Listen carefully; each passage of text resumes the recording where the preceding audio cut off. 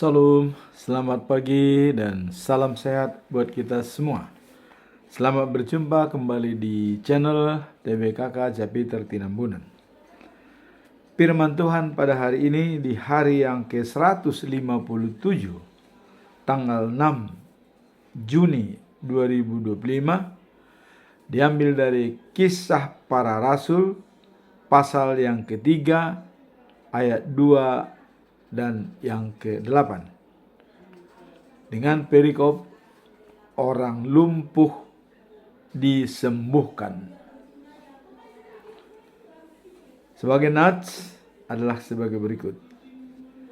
Di situ ada seorang laki-laki yang lumpuh sejak lahirnya, sehingga ia harus diusung tiap-tiap hari. Orang itu diletakkan dekat pintu gerbang bait Allah yang bernama Pintu Indah atau Gerbang Indah, untuk meminta sedekah kepada orang yang masuk ke dalam bait Allah. Ia melonjak berdiri, lalu berjalan kian kemari dan mengikuti mereka ke dalam bait Allah, berjalan dan melompat-lompat serta memuji Allah. Dalam bahasa Indonesia sehari-hari dikatakan demikian. Di sana di pintu gerbang yang disebut Pintu Indah, ada seorang laki-laki yang lumpuh sejak lahir. Setiap hari orang itu dibawa ke sana untuk mengemis kepada orang-orang yang masuk ke bait Allah atau rumah Tuhan. Lalu ia melompat berdiri dan mulai berjalan ke sana kemari, kemudian masuk ke rumah Tuhan bersama-sama Petrus dan Yohanes, sambil berjalan dan melompat-lompat dan memuji Tuhan. Dalam bahasa Batak Toba Siganupari didok sonon. Disi di harbangan namargoar pitu nauli, adong masada bawa nalupuon sian mulai hatu tubuna. Ganu ari ditandu do ibana tu harbangani, laho mangido-ido tu akajolma naro tu bagas joroi. Manimbung ma ibana jongjong, dungi mardala-dalan ma ibana, diihutum ibana ma nasida masuk tu bagas joroi. Mardalan huhut manimbung-nimbung, mamuji-muji debata. Demikianlah firman Tuhan pada hari ini. Dan sebelum kita masuk dalam perikop, kita tetap menyampaikan pedoman bulan Juni, diambil dari 2 Korintus pasal 5 ayat 17, di mana dikatakan transformasi spiritual menjadi ciptaan baru di dalam Yesus Kristus dan berdamai dengan Allah. Akibat telah menjadi ciptaan baru, maka dikatakan haruslah juga menjadi saluran berkat bagi semua orang yang bisa berbagi kasih sesuai dengan karakter Allah, yaitu kasih. Itulah pedoman kita selama bulan Juni. Sekarang kita masuk dalam perikop hari ini, yaitu di mana Petrus dan Yohanes hendak masuk bait suci. Dia melihat seorang yang lumpuh yang meminta bantuan. Dan Petrus mengatakan, kami tidak punya apa-apa. Yang ada pada kami adalah iman, percaya kepada Yesus. Maka dikatakan dengan kuasa Yesus orang Nazaret berjalanlah. Akhirnya dia berjalan, melompat-lompat dan mengikuti masuk ke dalam bait suci bersama dengan Yohanes dan Petrus. Apa latar belakang daripada Kisah Para Rasul pasal 3 ayat 2+8 ini? Sinilah kita lihat. Adanya kuasa Tuhan yang luar biasa pada murid Tuhan Yesus, yaitu Petrus. Bisa menyembuhkan orang lumpuh sejak lahir yang menderita, di mana waktu Petrus dan Yohanes hendak masuk rumah Tuhan, melihat seorang laki-laki meminta-minta di pintu indah rumah Tuhan. Jadi latar belakang adalah adanya kuasa yang besar kepada murid Tuhan Yesus. Dan ini sudah pernah diutarakan oleh Yesus kepada murid-muridnya. Kalian akan mendapat kuasa dalam hal mengusir roh jahat, menyembuhkan yang sakit, dan juga adalah memperbaiki iman seseorang. Ini dinyatakan di dalam perikop ini. Dan itulah latar belakang yang dilakukan oleh Petrus dengan kuasa Yesus. Dia menjalankan visi dan misi penyembuhan demi kebaikan seseorang. Kalau kita lihat dalam Kisah Para Rasul pasal 3 ayat 4, ya, Petrus berkata, "Pandanglah kami." Lalu orang itu memandang mereka dengan menghadap mendapatkan sesuatu. Dan dia berharap untuk mendapatkan sesuatu dengan memandang Petrus. Nah kemudian Petrus berkata bahwa dengan kuasa Yesus Kristus orang Nazaret itu berjalan. Petrus mengatakan, kami tidak punya uang, tidak punya apa-apa, tapi yang ada adalah kuasa untuk menyembuhkan. Dijalankan oleh Petrus sehingga orang itu menjadi sembuh. Nah, kemudian setelah sembuh, lalu ia melompat, berdiri dan mulai berjalan ke sana kemari. Jadi menunjukkan kuasa yang diberikan oleh Petrus. Dia bergembira ria dan melompat-lompat kegirangan. Kemudian yang paling utama adalah memuji dan memuliakan Tuhan. Jadi akibat penyembuhan tersebut, dia kembali memuji dan memuliakan Tuhan. Bahwa itu adalah kuasa dari Tuhan yang sangat-sangat berguna bagi dia yang lumpuh sejak lahir.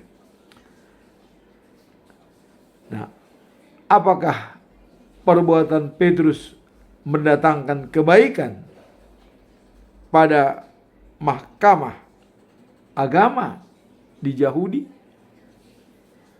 Tentu ini adalah kurang, ya, karena orang Yahudi menganggap karena waktu Petrus berkhotbah seolah Yesus dikatakan sudah lahir, dan ini sangat dibenci oleh orang Yahudi.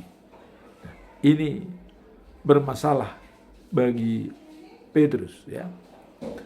Maka dia dipanggil oleh mahkamah agama supaya mempertanggungjawabkan apa yang dilakukan.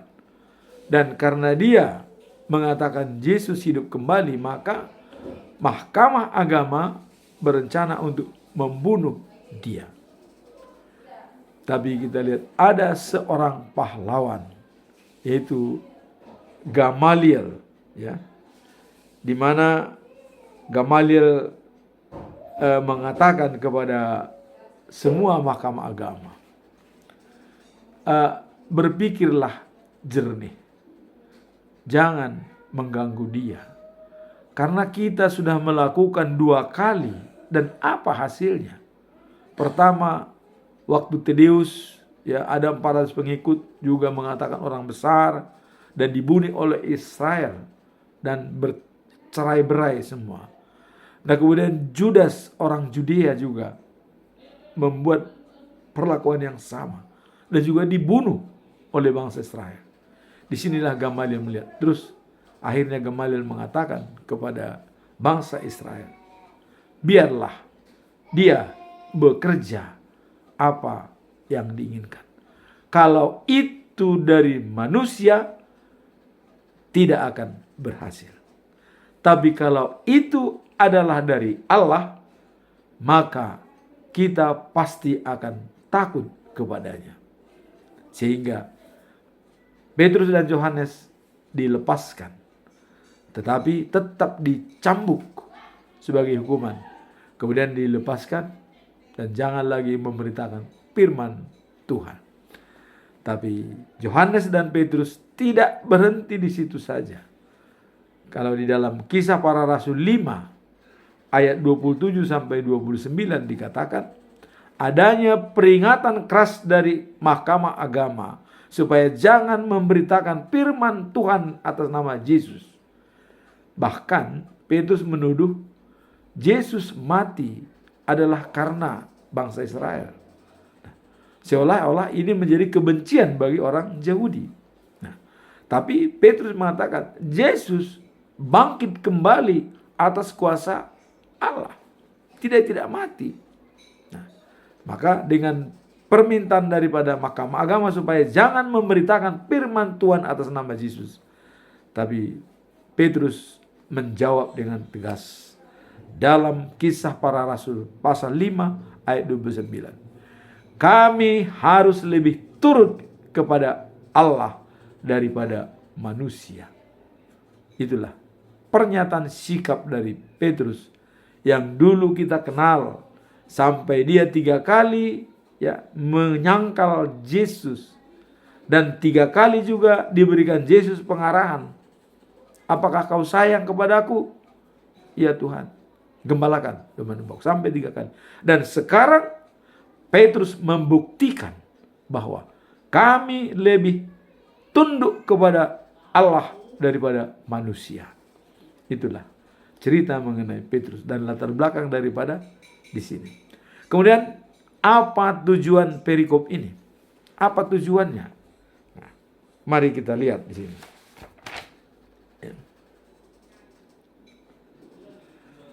Tujuannya adalah untuk mewujudkan kuasa iman dalam nama Yesus Kristus, serta membuktikan bahwa melalui Kristus terjadilah pemulihan secara fisik dan spiritual.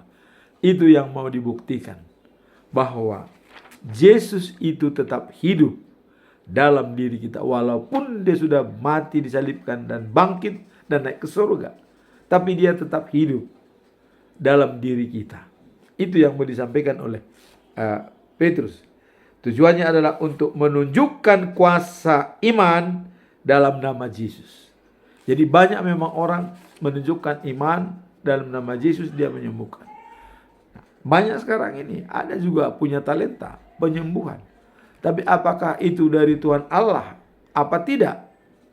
Mari kita lihat jernih menilainya ya. Kalau dia memang tetap care dengan itu kuasa dari Allah, ya itu akan baik. Sama dengan pendapat Gamaliel tadi ya. Kalau itu dari manusia, itu akan lenyap begitu saja. Tapi kalau itu dari Allah, ia akan bertumbuh dengan baik. Nah, itu dengan penyembuhan saat ini. Kalau itu memang benar-benar dari Allah, itu akan berjalan dan tumbuh dengan baik. Nah, kemudian peristiwa ini adalah berfungsi sebagai pengungkapan terang tentang peranan para rasul dalam menyebarkan Injil setelah kebangkitan dan kenaikan Yesus ke surga. Ini mau membuktikan, walaupun Yesus sudah naik ke surga, para rasul bisa membuktikan pekerjaan Yesus sama seperti Yesus menyembuhkan orang sakit, mengusir-usir roh jahat. Itu yang menyampaikan tujuan dari para perikop, membuktikan bahwa rasul-rasul pun bisa bekerja seperti Yesus. Yang penting mereka datang dan percaya kepada Yesus. Nah, dan sekarang kita masuk dalam pesan moral. Apakah pesan moral daripada perikop ini? Pesan moralnya adalah pentingnya iman serta kuasa nama Yesus Kristus dalam memberikan harapan dan pemulihan. Jadi pesan moralnya adalah dalam kuasa Yesus memberikan pemulihan kepada orang. Ya. Nah, dalam kisah ini kita belajar bahwa tidak hanya bantuan materi yang dibutuhkan oleh mereka yang sedang dalam kesulitan, tetapi juga kuasa Tuhan yang dapat mengubah hidup seseorang secara total sesuai dengan firman Tuhan. Jadi ini membuktikan bukan hanya materi. Tadi orang yang lumpuh, dia butuh bantuan, butuh uang. Tetapi Petrus mengatakan, kami tidak punya uang. Yang diberikan oleh Petrus adalah yang terbaik bagi dia, pemulihan jiwanya. Sehingga begitu dia sembuh, dia berjingkak-jingkak, melompat-lompat ke sana kemari, dan bersama-sama Petrus dan Yohanes masuk ke bait suci, memuji dan memuliakan nama Tuhan. Ini menjadi saksi hidup bagi semua orang yang ada di bait suci tersebut. Dia disembuhkan oleh rasul dan langsung memuji dan memuliakan Tuhan. Itulah pesan moral daripada perikop ini, bahwa bukan hanya materi yang bisa membantu dan memulihkan hidup seseorang, tetapi secara spiritual Petrus membuktikan yang terbaik diberikan secara iman percaya kepada Yesus. Dengan kuasa Yesus dari Nazaret berjalanlah. Itulah pesan moral daripada perikop ini. Sekarang apa implementasi atau penerapan bagaimana?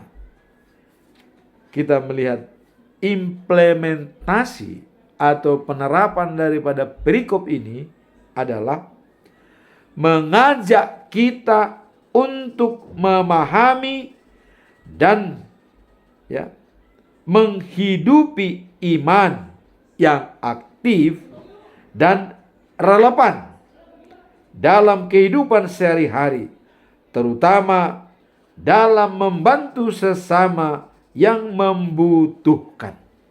Jadi ini adalah untuk mengajak kita untuk memahami dan menghidupi iman. Jadi memperkuat iman percaya bahwa kita pun bisa berbuat apa saja. Bahwa Yesus mengatakan, kalau ada imanmu sebiji sawi yang tetap, gunung bisa kau pindahkan. Yesus mengatakan, ya. Nah, di sini juga implementasinya adalah dalam kehidupan sehari-hari, terutama dalam membantu sesama yang membutuhkan. Jadi implementasinya adalah begitu kita mengadakan transformasi hidup baru, dari hidup lama menjadi hidup baru, memuji dan memuliakan Tuhan, haruslah menjadi saluran berkat. Seperti dicontohkan oleh Petrus, dia menjadi saluran berkat, menyembuhkan orang yang membutuhkan pertolongan. Nah, dalam kisah ini Rasul Petrus menunjukkan bahwa ketika menghadapi kebutuhan orang lain, dia menghadapi kebutuhan orang lain yang meminta-minta, ya, dilihat di pintu indah bait suci, ya. Nah, pendekatan yang lebih penting daripada bantuan material adalah memberikan mereka kuasa dan pengharapan yang berasal dari iman kepada Yesus. Jadi yang terbaik diberikan oleh Petrus. Dia meminta materi sedekah, tetapi yang diberikan oleh Petrus adalah menyembuhkan dia secara total, fisik dan iman. Sehingga fisik disembuhkan, dia langsung memuji dan memuliakan Tuhan. Itulah pemberitaan firman Tuhan, dan itulah implementasi daripada perikop ini, dengan menyembuhkan dan langsung memuji dan memuliakan Tuhan. Kisah Rasul pasal 3 ayat 6 dikatakan, ya, perak dan emas tidak ada padaku, tetapi apa yang kumiliki secara spiritual akan kuberikan kepadamu. Langsung bicara, dalam nama Yesus orang Nazaret, berjalanlah. Itulah yang disampaikan oleh Petrus, dan itulah yang menjadi pedoman kita dalam perikop ini. Dari pesan moralnya tadi adalah kuasa Tuhan bisa menyembuhkan seseorang dengan tulus dan hati yang rendah. Dan yang terbaik bagi orang, dari segi pandangan orang, mungkin pada saat itu yang terbaik adalah bantuan materi. Tetapi menurut pikiran daripada Petrus secara rohani, dia melihat harus disembuhkan secara fisik, dan itu akan menjadi terbaik bagi dia. Maka Petrus dengan kuasa Tuhan Yesus menyembuhkan orang lumpuh, dan dia menjadi sembuh, dan sebagai saksi hidup di dalam bait suci, melompat-lompat dan bernyanyi-nyanyi, memuji dan memuliakan Tuhan.